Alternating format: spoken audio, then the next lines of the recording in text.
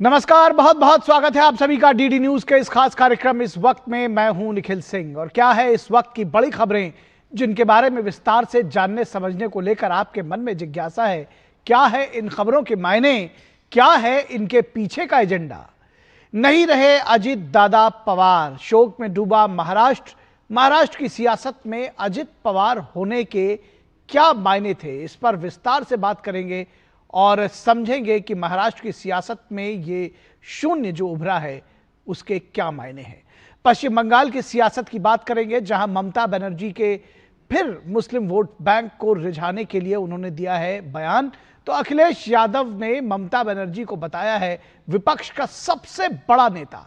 क्या है इसके मायने, विस्तार से करेंगे बात तेलंगाना की भी करेंगे जहां निकाय चुनाव को लेकर सियासत तेज हो गई है। होंगे कई अहम सवाल और जवाब, लेकिन सबसे पहले इस वक्त की हेडलाइंस। संसद में बजट सत्र का शुभारंभ, राष्ट्रपति द्रौपदी मुर्मू ने गांव से लेकर अंतरिक्ष और एआई से लेकर तक गिनाई सरकार की उपलब्धियां। कहा जल थल नभ के क्षेत्र में दुनिया देख रही है भारत का विकास।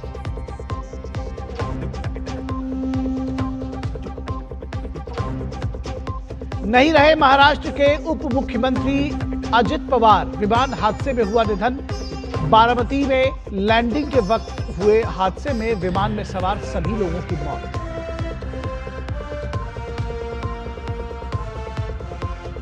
अजित पवार के निधन पर शोक की लहर, राष्ट्रपति और प्रधानमंत्री ने जताया शोक।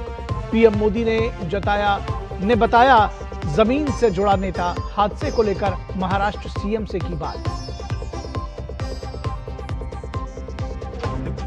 प्रधानमंत्री नरेंद्र मोदी आज नई दिल्ली में एनसीसी पीएम रैली को करेंगे संबोधित। राष्ट्र प्रथम कर्तव्यनिष्ठ युवा रैली की थीम।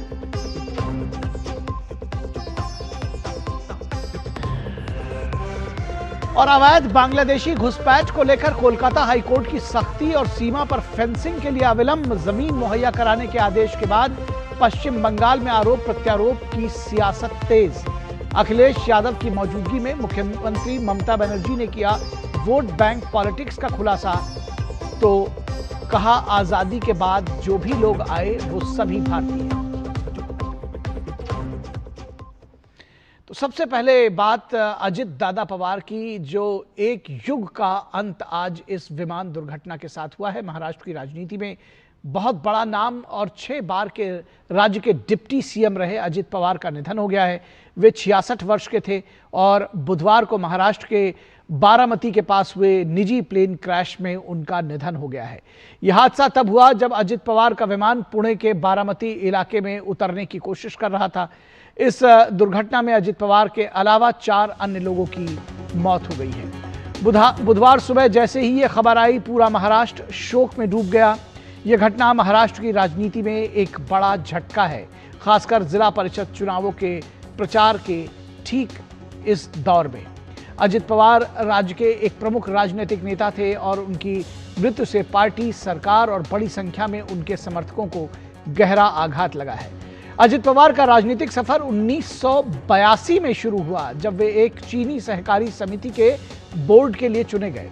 उन्होंने धीरे धीरे महाराष्ट्र की राजनीतिक की और सहकारी क्षेत्र में अपनी खास पहचान बनाई। उन्होंने सिंचाई, वित्त और जल संसाधन जैसे महत्वपूर्ण विभागों का कार्यभार संभाला। वे 1991 में पहली बार विधायक बने और तब से बारामती का प्रतिनिधित्व करते रहे। उन्होंने 1991 में पहली बार बारामती संसदीय क्षेत्र से लोकसभा का चुनाव जीता था, लेकिन बाद में ये सीट अपने चाचा शरद पवार के लिए खाली कर दी थी। उन्होंने महाराष्ट्र विधानसभा के लिए 7 बार बारामती विधानसभा क्षेत्र से जीत हासिल की। उनकी राजनीतिक यात्रा में कई उतार चढ़ाव आए। 2019 में अजित पवार ने कुछ समय के लिए एनसीपी से अलग होकर भाजपा नेता देवेंद्र फडणवीस के साथ मिलकर सरकार बनाई थी और फिलहाल एक बार फिर से उन्होंने ये सरकार बनाई थी और वर्तमान में वो उप मुख्यमंत्री थे। हालांकि ये जो पिछली सरकार थी वो सिर्फ 3 दिनों तक चली थी, लेकिन पवार इस घटना के बाद राजनीतिक रूप से और मजबूत हुए थे। बाद में उन्होंने महाविकास अघाड़ी यानी एमवीए सरकार में उप मुख्यमंत्री के रूप में कार्य किया और फिर 2023 में शिंदे भाजपा गठबंधन में वो एक बार फिर शामिल हो गए। शरद पवार ने अपनी बेटी सुप्रिया सूले को अपनी राजनीतिक विरासत सौंप दी, लेकिन असली ताकत हमेशा अजित दादा पवार के पास ही रही। ये अजित पवार की लोकप्रियता, उनकी कार्यकुशलता और राजनीतिक कौशल ही कहा जाएगा कि शरद पवार की अगुवाई वाली एनसीपी पर उनकी जबरदस्त पकड़ थी। सुप्रिया सुले और शरद पवार की तमाम कोशिशों के बावजूद अजित पवार की पार्टी पर पकड़ और उनका राजनीतिक रसूख हमेशा कायम रहा। हाल ही में संपन्न हुए नगर निकाय चुनावों में शरद पवार को अजित पवार के बागी हो जाने के बावजूद उनका साथ लेना पड़ा और यही अजित पवार की असली ताकत थी। अजित पवार सियासत के पानी में चीनी की तरह हर जगह घुल जाने वाले नेता थे। किसी भी दल के साथ गठबंधन बनाने और सियासी सौदेबाजी करने में उनका कोई सानी नहीं था। राजनीतिक दुश्मनों को भी समय पड़ने पर दोस्त बनाने की कला अजित पवार में आती थी और यही उनकी यूएसपी थी। मुश्किल वक्त में तमाम राजनीतिक दलों के लिए संकट मोचक के तौर पर भी वो उभरे थे। कार्यकर्ता उनकी पहली प्राथमिकता थे और यही वजह थी कि राजनीति में अवसरवादी होने समेत तमाम आरोपों के बावजूद अजित दादा पवार अपने लोगों के दिलों पर राज करते थे। प्रधानमंत्री नरेंद्र मोदी समेत देश के तमाम नेताओं और गणमान्य लोगों ने अजित दादा पवार के आकस्मिक निधन पर गहरा शोक जताया है। राष्ट्रपति ने भी अजित दादा पवार के निधन पर शोक जताया है और प्रधानमंत्री नरेंद्र मोदी ने अजित पवार के आकस्मिक निधन पर शोक व्यक्त किया। एक्स पर उन्होंने पोस्ट किया कि अजित पवार जनता के नेता थे जिनका जमीनी स्तर पर मजबूत जुड़ाव था। महाराष्ट्र के लोगों की सेवा करने में सबसे आगे रहने वाले एक मेहनती व्यक्तित्व के तौर पर उनका बहुत सम्मान किया जाता था। प्रशासनिक मामलों की उनकी समझ और गरीबों और वंचितों को सशक्त बनाने का उनका जुनून भी काबिले तारीफ था। उनका असमय निधन बहुत चौंकाने वाला और दुखद है। उनके परिवार और अनगिनत प्रशंसकों के लिए संवेदनाएं। ओम शांति। और केंद्रीय नागरिक उड्डयन मंत्री राम मोहन नायडू ने दुर्घटना के कारणों की जांच की बात कही है। एक्सीडेंट जो हुआ है उसका जो इन्वेस्टिगेशन उसको भी हमने शुरू कर दिया है। तुरंत डीजीसीए और एआईबी की टीम भी आई है और जो प्रिलिमिनरी इन्वेस्टिगेशन या प्रिलिमिनरी जो समाचार हमें मिला है उसमें इतनी जानकारी थी कि जब वो लैंड करना चाहते थे सुबह करीब 8:48 AM के आसपास, तो उस समय विजिबिलिटी थोड़ा पुअर था उधर। तो लैंडिंग क्लियरेंस जैसी एटीसी ने दिया उसके बाद तुरंत देखा गया कि ये एक्सीडेंट हुआ है। बहुत दुखद घटना है, तो इसके ऊपर और जानकारी हमें मिलनी चाहिए। इन्वेस्टिगेशन पूरी तरह से ट्रांसपेरेंट और अकाउंटेबल वे में हम करेंगे। और महाराष्ट्र के मुख्यमंत्री देवेंद्र फडणवीस ने डिप्टी सीएम अजित पवार के निधन पर गहरा दुख व्यक्त किया। महाराष्ट्र के उप मुख्यमंत्री और जमीन से जुड़े हुए जननेता श्रीमान अजित दादा पवार, इनका एक विमान के एक्सीडेंट में बहुत ही दुखद निधन हुआ है। हम सभी के लिए इस प्रकार के जननेता को खोना एक अपरिमित इस प्रकार की हानि है। और कांग्रेस नेता प्रियंका गांधी ने भी अजित पवार के निधन पर दुख जताया है। समस्त पवार परिवार और जितने भी समर्थक हैं उनको हमारी तरफ से संवेदना और शोक। मैंने बात की सुप्रिया जी से भी और उनकी मिसेस से भी। और महाराष्ट्र के डिप्टी सीएम एकनाथ शिंदे ने भी दुर्घटना पर गहरा शोक जताया। महाराष्ट्र के लिए एक काला दिन कहूँ, एक दुर्भाग्यपूर्ण घटना कहूँ, एक दुखद घटना कहूँ, ऐसी घटना जो हर एक के एक दिल को दुखाने वाली घटना आज महाराष्ट्र में घटी है। हमारे सहयोगी अजित दादा पवार जी का प्लेन एक्सीडेंट में दुर्दैवी मृत्यु हुई है। ये हमारे लिए बहुत ही बेहद दुखद है और महाराष्ट्र के लिए भी दुखद है, उनके परिवार के लिए तो बहुत ही दुखद है। और इस पूरी खबर पर बातचीत करने के लिए हमारे साथ हमारे कंसल्टिंग एडिटर विनोद मिश्रा और महाराष्ट्र मुंबई से योगेश शीतल हमारे संवाददाता जुड़े हुए हैं। योगेश के पास पहले चलते हैं। योगेश, सबसे पहले योगेश हमारे साथ फोन लाइन पर जुड़े हुए हैं। योगेश, आपसे जानना चाहेंगे इस वक्त क्या कुछ चल रहा है बारामती में, क्या कुछ जानकारी आप देंगे? इस घटना को की जांच को लेकर के भी बात सामने आई है। कुछ राजनीतिक नेताओं ने इस पर प्रश्न चिन्ह भी उठाया है। तो जांच में क्या चल रहा है, किस तरह से शोकमग्न है इस वक्त महाराष्ट्र और खासतौर पर अजित दादा पवार के जो समर्थक हैं, क्या जानकारी देंगे आप? देखिए निखिल, इस वक्त हम बारामती के रास्ते में हैं। हमारे जो थोड़ी दूर से यहाँ से बारामती है। देखिए, अगर बात करें तो जो पॉलिटिकल एक्टिविटीज है, जो राजनीतिक गतिविधियां, वो काफी तेज हुई है। जो भी नेता पार्टी लाइन वो जैसे बारामती पहुंचे हुए वहाँ पे ही वहाँ पे ही जो सुप्रिया सुले पवार जो भी है वो वहाँ पे है। और ऐसी सूचना जो है वो मिल पा रही है कि संभवतः प्रधानमंत्री का भी कोई यात्रा है वो यहाँ पे हो सकता है प्रधानमंत्री जी यहाँ आएंगे। हालांकि ये जो है फिलहाल चर्चा हो रही है जिस आधार पर मैं आपको बता रहा हूँ। साथ में जो है क्योंकि काफी लंबे समय से वो यहाँ पे एक्टिव रहे हैं पॉलिटिक्स में। अगर बात करें तो 1991 से अगर बात करें, हालांकि 1982 में वो पॉलिटिक्स में आए थे, लेकिन 1991 से बात करें जब वो पहली बार पार्लियामेंट में गए थे, उसके बाद करीब 6 बार जो है वो वहाँ से विधायक थे। बारामती एक बेसिकली तालुका है जिसको ब्लॉक कहते हैं, वहाँ पे जो है वो लगातार जो है जिस तरीके से पवार परिवार का पूरा वहाँ पे पूरी राजनीति कह सकते हैं वो वहाँ पर तेजी था। और वहाँ से निकल के पूरे देश भर में जो है पूरा परिवार जो पवार परिवार रहा वो पूरे देश में जिस तरीके से अलग अलग पदों पर अलग अलग भूमिकाओं में रहा, उसको लेकर बहुत ही बड़ा नेटवर्क और बहुत बड़ा लोगों से जो है संपर्क हो रहा है। और यही वजह है कि बहुत बड़ी संख्या में जो स्थानीय लोग हैं और सिर्फ स्थानीय लोग नहीं बल्कि दूर दूर से लोग जो है कई सारे लोग वहाँ पे जो मोटरसाइकिल से, बाइक से, ऑटो से, जिसको जैसे बन पा रहा है, जैसे ही सूचना मिली सुबह सारे लोग जो है वहाँ पर अंतिम दर्शन के लिए उमड़ रहे हैं। अगर अजित पवार की बात अजित पवार की बात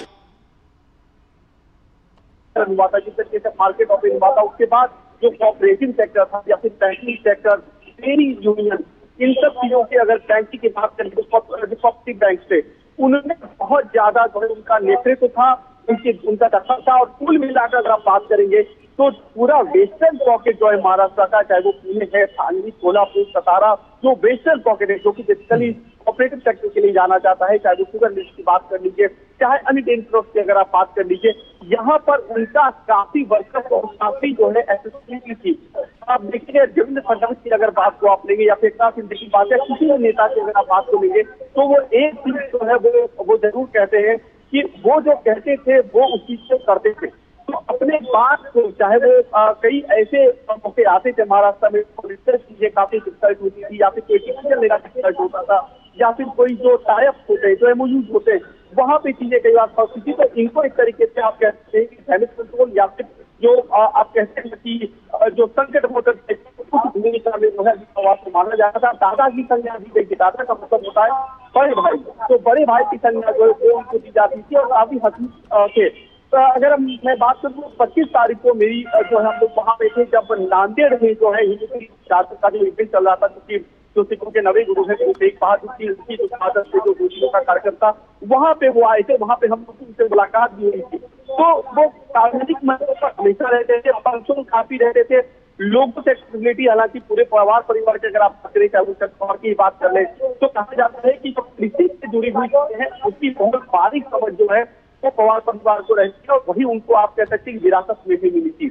और ये चीज जो है उनकी कार्य प्रणाली में जो उनका काम करने का तौर तरीका था इसमें भी हमेशा दिखता था। कई बार ऐसा रहा कि प्रोटोकॉल को तोड़कर लोगों से मिलते थे, उनकी बातें सुनते थे। अगर कोई मंच पे कहीं वो मंच पे है और नीचे अगर कोई है जिसको जो उनसे मिलना चाह रहा है तो वो जब अपना भाषण खत्म करते थे तो उनसे जाकर मिलते थे। तो जो उनका कनेक्शन था, जो लोगों से जुड़ने की जो आप कह सकते हैं जो स्किल थी वो उनमें काफी ज्यादा थी। और यही वजह थी कि वो महाराष्ट्र में काफी लंबे समय तक सबसे लंबे समय के उप मुख्यमंत्री रहे। इसके साथ ही हर भूमिका में वो रहे, महाराष्ट्र की राजनीति में डिसीजन मेकर्स रहे और महाराष्ट्र की राजनीति को वो शेप दिया। अब जबकि वो नहीं है, जाहिर तौर पर एक बहुत बड़ा वैक्यूम जो है वो बना है। और खास करके आप कोऑपरेटिव सेक्टर जो देख ले या फिर आप जो उनके जो फिर कोऑपरेटिव सेक्टर है या फिर जिस तरीके से एग्रीकल्चर चीजों को लेकर वो बात करते थे, इन सब चीजों में जो वैक्यूम है उसको ब्रीच कर पाना, उसको फिल कर पाना अब बहुत मुश्किल होगा। जी, निश्चित तौर पर बहुत मुश्किल है, और ख़ास तौर पर जिस तरह के डेटा थे अजित दादा पवार, बहुत सारे लोग बहुत व्यथित हैं, बहुत दुखी हैं।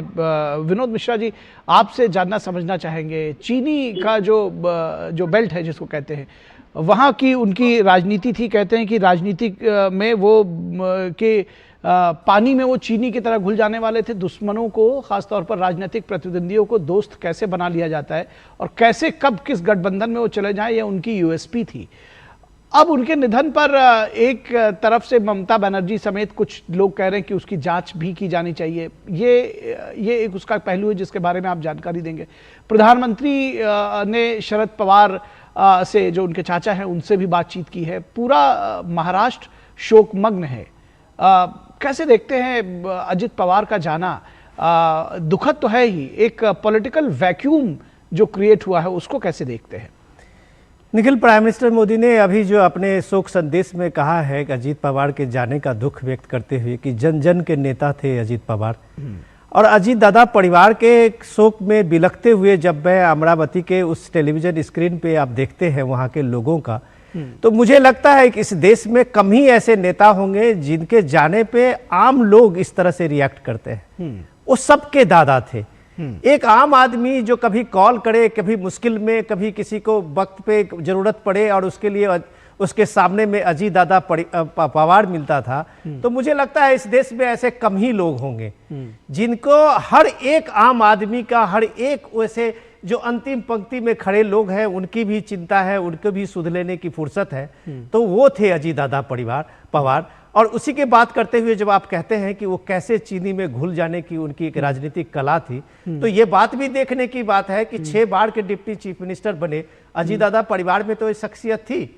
लेकिन जो आपका सवाल है निखिल, कि जितनी ही दुखद ये घटना है उतनी ही दुखद राजनीति भी इस पे हो रही है। जी, ये दुखद घटना पूरे देश को एक तरह से एक सरप्राइज दिया सुबह सुबह में। जी, लगा कि ये सुबह सुबह क्या हो गया। हाँ। और इस घटना को देखिए कि इस पे रिएक्शन देते हुए, प्रतिक्रिया देते हुए किस तरह की एक घिनौनी राजनीति भी होने लगी। जी, उस दुखद राजनीति का पहलू देखिए कि ममता बनर्जी ने पहले शोक संदेश एक ट्वीट किया है, अपने सोशल मीडिया प्लेटफॉर्म पे डाला और उसके बाद उनके परिवारों को सांत्वना देने की बात कही। लेकिन अगले ही ट्वीट में वो कहती हैं कि भारत की यहाँ सरकार की जो एजेंसियां हैं वो बिकी हुई है, सुप्रीम कोर्ट से इसकी जांच होनी चाहिए। ये गहरी साजिश का ये बू है। अब सवाल है कि ममता बनर्जी को इस सियासत में क्या मिलने वाला, इस सियासत से? अखिलेश यादव तुरंत ममता बनर्जी के उस सियासत को और उसकी टिप्पणी को एक ऑन करते हैं और कहते हैं कि इस बात को मैं ममता बनर्जी को सपोर्ट करता हूं। अब सवाल है कि देश किस तरह के इसमें है कि अजीत पवार जाने का दुख और उसमें लोग निकलने की जो एक कोशिश कर रहे हैं, और किस तरह से परिवार को, अभी प्राइम मिनिस्टर मोदी ने बात की है, शरद पवार से बात की है, और आप ये देख सकते हैं कि इन सारी चीजों के बीच में खुद सिविल एविएशन मिनिस्टर कह रहे हैं कि जो लो विजिबिलिटी थी वो सबसे बड़ा एक कारण बना था हादसे का। अब देख सकते हैं कि सारी जांच हो रही है, 2 बार खुद मिनिस्टर आके ये बाइट दे रहे हैं, और आप लोगों में गुमराह कर रहे हैं कि इस पे एजेंसियों पे भरोसा नहीं है। भारत की एजेंसी है, सरकार के एजेंसियों पे अगर ममता बनर्जी को भरोसा नहीं है कि बात कह के वो जो बंगाल की सियासत इसमें ला रही है, शायद ये मौका नहीं है निखिल, ये मौका है दुख करने का, ये मौका है अभी उन परिवार को सांत्वना देने का, ये मौका है अजीत परिवार को कम से कम एक बार खड़े होने का, और इसमें पूरे देश को एक सहयोग करनी चाहिए निखिल। निश्चित तौर पर देश को सहयोग करना चाहिए, और ये पहली बार नहीं है जब इस तरह की मृत्यु हुई है। माधवराव सिंधिया, संजय गांधी, जीएमसी बालयोगी समेत एक लंबी फहरिस्त है। हम इस पर शोक मनाते हैं, हम इसको बेहतर करने की कोशिश कर सकते हैं, लेकिन ऐसे वक्त पर, जैसा कि विनोद जी आपने कहा कि किसी एक बड़े राजनेता की मृत्यु हो गई है और उसका किस तरह से फायदा होगा, कैसे उसमें सरकार को मलाइन किया जाए, ये एक जुगत लगाना, ये शायद इसका मतलब है कि आपकी संवेदनहीनता भी सामने लेकर आती है। बहुत शुक्रिया विनोद जी इस तमाम बातचीत के लिए। हमारे साथ हमारे संवाददाता योगेश शीतल जुड़े थे, उनका भी बहुत शुक्रिया बातचीत के लिए। और यहां रुकेंगे एक छोटे से ब्रेक के लिए, कहीं मत जाइएगा, जल्द हाजिर होंगे। टिंग टिंग, अम्मा मैसेज मैसेज। मैं आपके मौसा के चाचा का नाती का पोता, शादी का कार्ड मैसेज में भेजा है, डाउनलोड करिए और आशीर्वाद दीजिए। मैं तो आपको जानती भी नहीं, फिर भी शादी का कार्ड खोलूं? मैं मूर्ख नहीं हूँ। क्या बात है अम्मा। यूपीआई कहता है अगर कोई अनजान नंबर से फाइल या लिंक भेजे तो क्लिक मत करो और कहो मैं मूर्ख नहीं।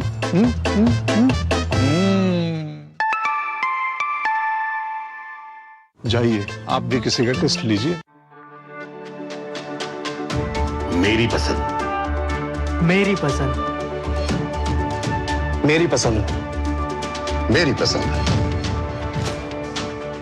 हमारी पसंद, हम सबकी पसंद। मजबूत देश का मजबूत सरिया हो गया स्टील। LIC युवा प्रोफेशनल्स के लिए लाए हैं नव जीवन श्री। करें नियमित प्रीमियम का भुगतान, जीवन बीमा का आनंद लें, प्राप्त करें प्रीमियम के प्रतिशत पर गारंटीकृत एडिशंस, अपने वित्तीय लक्ष्यों के अनुरूप मैच्योरिटी पर गारंटीकृत धनराशि पाएं। मौजूदा पॉलिसी धारकों के लिए आकर्षक अतिरिक्त लाभ। आज ही खरीदें।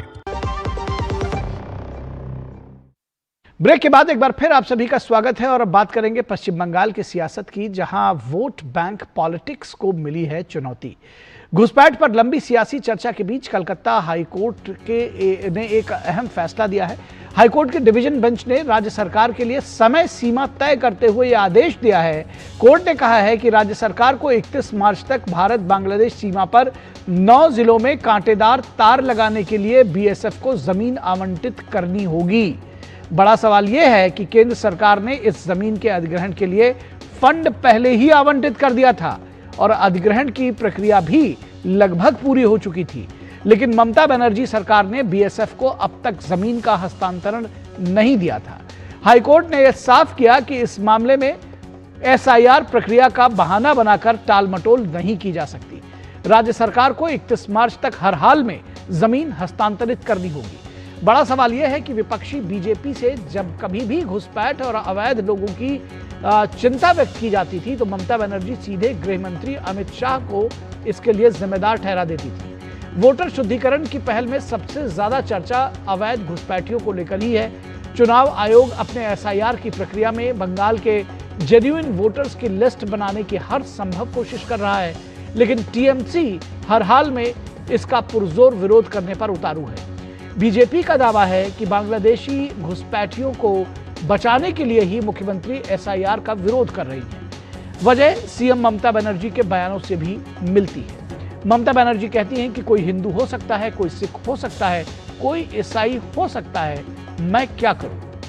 मैं तो किसी को यहां नहीं लाई, ये आज़ादी के समय से यहां है। जिसकी मर्जी हुई पाकिस्तान चला गया, जिसकी मर्जी हुई बांग्लादेश चला गया, जो भारत में रहना चाहते थे वे रह गए। हम पूरी तरह से भारतीय हैं। बीजेपी का मानना है कि आज़ादी का हवाला देकर सभी को भारतीय बताने के पीछे मुख्यमंत्री वोट बैंक की राजनीति कर रही है। मुख्यमंत्री ममता बनर्जी ने कहा कि 30% समुदाय के लोगों से झगड़ा करेंगे तो रोज रास्ता जाम होगा, हमारा जीना हराम कर देंगे। हम कभी कहती थी कि जो गाय दूध देती है उसका लाभ भी मंजूर। आज नॉन बंगाली समुदायों को एड्रेस करते वक्त सीएम ममता बनर्जी कह रही हैं कि अगर झगड़ा करूंगी मैं तो मेरा जीना हराम कर देगा। उधर समाजवादी पार्टी के नेता अखिलेश यादव भी ममता बनर्जी के हाथ मजबूत करने के लिए बंगाल पहुंचे थे। उन्होंने कहा कि SIR के बहाने दीदी को परेशान किया जा रहा है। बंगाल की जनता फिर से ममता बनर्जी को मुख्यमंत्री बनाने जा रही है। बीजेपी यहां हारने की लड़ाई लड़ रही है। सवाल यह है कि SIR को NRC बताकर अखिलेश यादव एक समुदाय में डर फैलाना चाहते हैं। और आपको इस वक्त महाराष्ट्र में अजित पवार की दुखद मृत्यु से जुड़ी हुई एक ब्रेकिंग न्यूज़ दिखा दे रहे हैं। प्रधानमंत्री नरेंद्र मोदी ने, जैसा कि हमने आपको बताया, कि उन्होंने संवेदना जताई है, शरद पवार से बातचीत की है। इसके साथ ही साथ ये जो समय है वो बेहद दुखद है। PM ने अजित पवार के निधन पर शोक व्यक्त किया है और इसके साथ ही साथ अजित पवार के चाचा और शरद पवार से उन्होंने बात की है।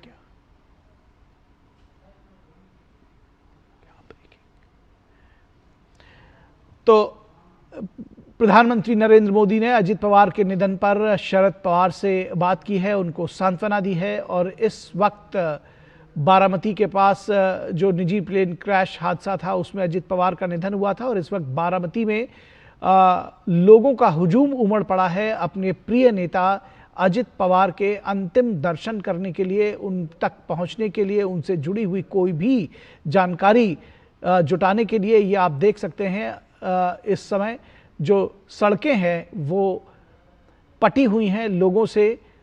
तमाम उनके प्रशंसक दूर दूर से बारामती पहुंच रहे हैं संवेदना व्यक्त करने के लिए, इस दुख की घड़ी में परिवार के साथ शामिल होने के लिए। लोग स्तब्ध हैं, हैरान भी हैं इस आकस्मिक निधन पर और अपने प्रिय नेता के मृत्यु पर व्याकुल भी हैं, परेशान भी हैं। तो अजित पवार जिनके बारे में कहा जाता है कि वो राजनीति के पानी में चीनी की तरह घुल जाने वाले नेता थे, हर पार्टी में उनके दोस्त थे, राजनीतिक प्रतिद्वंदियों को किस तरह दोस्त बना लिया जाए ये कला उनको मालूम थी।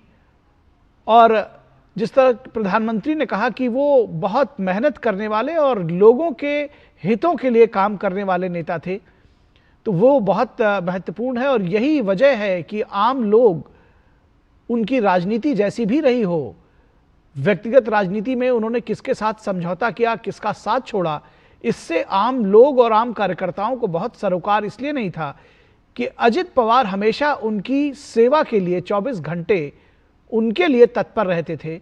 जो आम लोग थे, जो उनके समर्थक थे, जो कार्यकर्ता थे, वो अजित पवार की प्राथमिकता थे। और यही वजह है कि जब आज ये दुर्घटना हुई है तो एक पूरा हुजूम उमड़ पड़ा है बारामती में इस शोक की घड़ी में। तो अजित पवार महाराष्ट्र के दिग्गज नेता, 6 बार के उप मुख्यमंत्री, एक प्लेन क्रैश में उनकी दुखद मृत्यु हो गई है। इस विमान में कुल 5 लोग सवार थे और बहुत जिसको कहते हैं कि दुखद ये घटना रही है। और एक के बाद एक इस तरह के प्लेन क्रैश में हमने बहुत अपने देश के दिग्गज नेताओं को खोया है, ये बहुत दुखद रहा है। माधवराव सिंधिया कांग्रेस के वरिष्ठ नेता थे। 30 सितंबर 2001 को कानपुर की एक पॉलिटिकल रैली में वो हिस्सा लेने के लिए जा रहे थे जब उनका प्लेन क्रैश हो गया और उसमें उनका निधन हो गया। उनके साथ में वरिष्ठ पत्रकार एसपी सिंह भी शामिल थे जिनकी मृत्यु हो गई थी। उसके साथ ही माधवराव सिंधिया की मृत्यु के अलावा जीएमसी बाल योगी जो लोकसभा स्पीकर थे और तेलुगु देशम पार्टी के नेता थे, उनकी 3 मार्च 2002 को एक चॉपर क्रैश में मौत हो गई थी। संजय गांधी जो कांग्रेस के नेता और तत्कालीन प्रधानमंत्री इंदिरा गांधी के बेटे, उनकी 23 जून 1980 को एक हादसे में मौत हो गई थी। विजय रूपाणी जो कि 12 जून को अहमदाबाद में एयर इंडिया का जो विमान क्रैश हो गया था, उस विमान से अहमदाबाद से वो लंदन जा रहे थे। विजय रूपाणी जो कि गुजरात के पूर्व मुख्यमंत्री थे, उनकी 12 जून को इस क्रैश में मृत्यु हो गई थी। वाईएस राजशेखर रेड्डी की मौत भी आपको याद होगी। 2 सितंबर 2009 को कांग्रेस के नेता और तत्कालीन मुख्यमंत्री वाईएस राजशेखर रेड्डी की हेलीकॉप्टर क्रैश में मौत हो गई थी। मौसम खराब था और पहाड़ियों से उनका हेलीकॉप्टर टकरा गया था।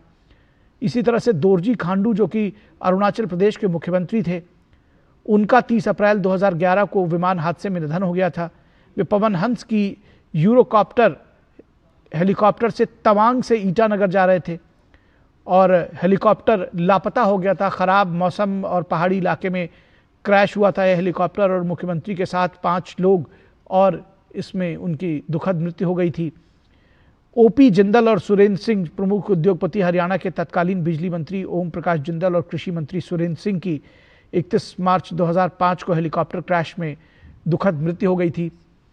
तो ये आप एक के बाद एक देख सकते हैं और इस कड़ी में, इस फहरिस्त में अजित दादा पवार का भी नाम सामने आ गया है। लेकिन इस दुर्घटना में